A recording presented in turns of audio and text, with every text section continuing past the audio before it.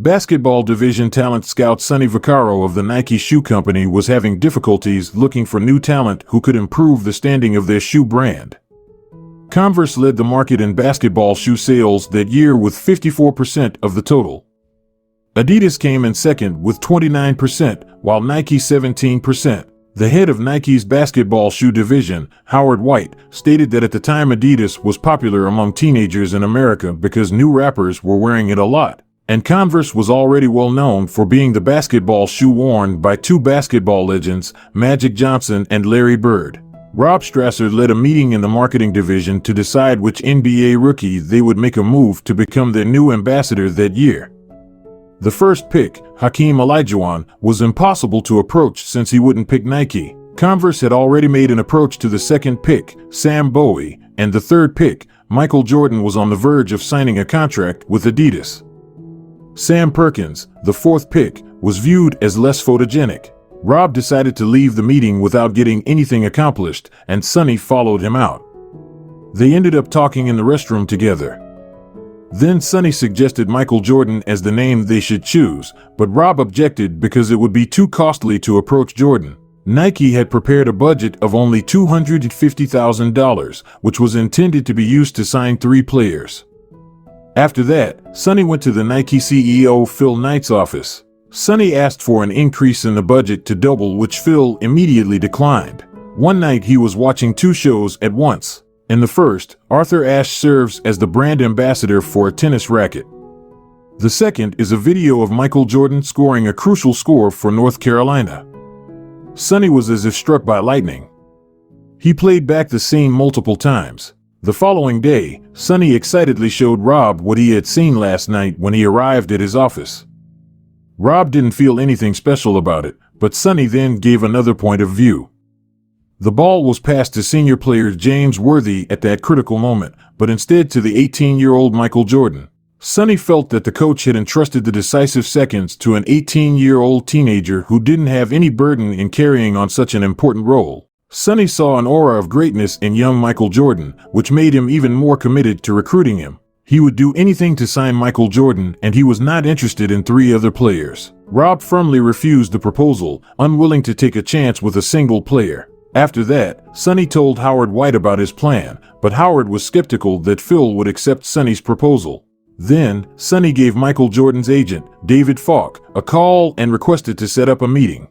David made it clear right away that this would not happen. He was informed by Michael Jordan himself that he didn't want to meet any representatives from Nike.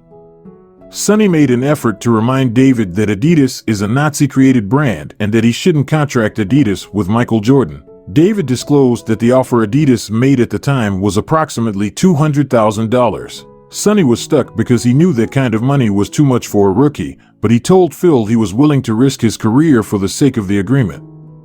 Nike had not yet prepared the official offer, while Adidas and Converse were ready with it. Sonny went to meet George Raveling, Michael Jordan's close friend, and the American Olympic basketball coach.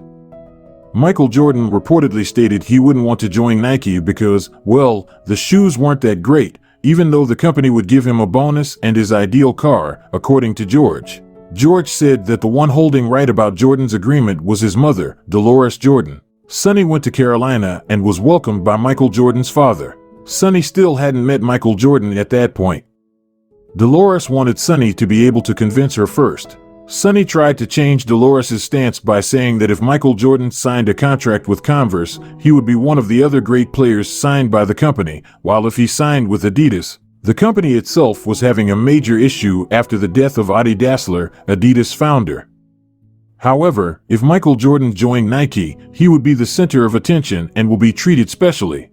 Sonny did eventually get a message from Dolores that Michael Jordan was ready to meet next Monday night. Sonny went into the design room and asked for a prototype shoe to show to Michael Jordan.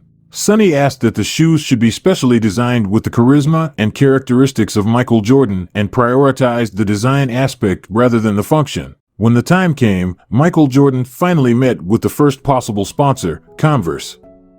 He was shown impressions of Magic Johnson, Larry Bird, and Julius Erving in Converse commercials. Dolores started to realize her son would only be number 4 in the company. Designer Peter Moore had completed the Jordan prototype shoes, but some details still weren't up to the expectation.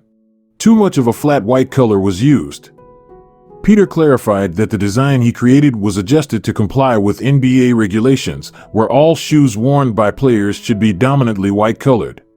If they do not, they will be fined $5,000 per game.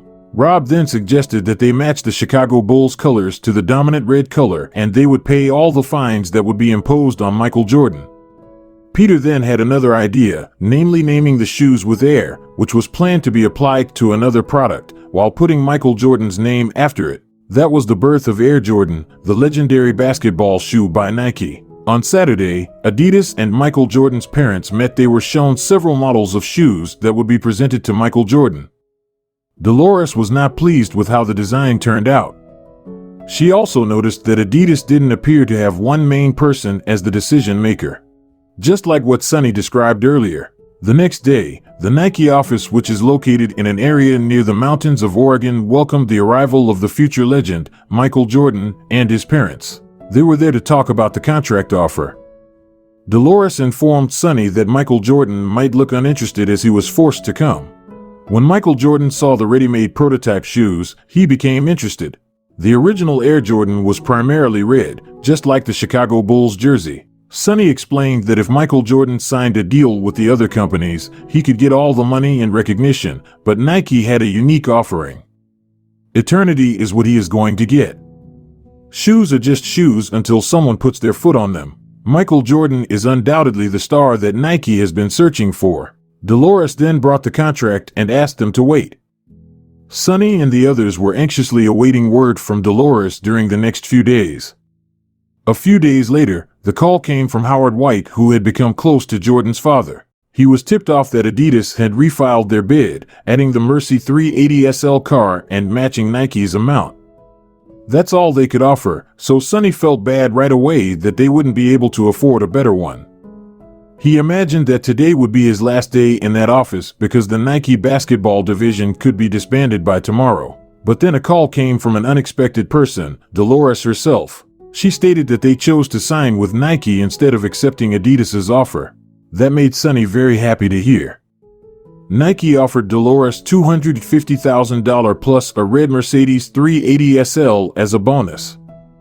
Dolores agreed to accept the offer, but with one other condition, a term that would change the entirety of the contract rules between a product and the brand ambassador. Dolores wanted her son's name to be added to every Air Jordan product and that her son receive a percentage of sales royalties from each pair of shoes that is sold. Sonny was left shocked to hear that. There had never been a contract like this one. She only asked for a win-win solution to ensure that all parties would benefit equally. Even after Sonny readjusted the offer, Dolores still insisted on the condition that she submitted. In the end, they had to accept the news that Sonny had brought, but surprisingly, Phil chose not to care. He told Sonny to immediately contact back and agreed to the contract. Next, Sonny got in touch with Dolores and informed her that the company was willing to accept all the requests.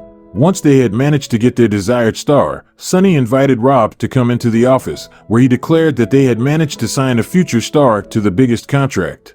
The most successful contract ever happened to the company. Phil's earlier dream of making $3 million in a year finally came true. He even made more than his expectation. Sales of the first Air Jordans generated up to $162 million in just the first year.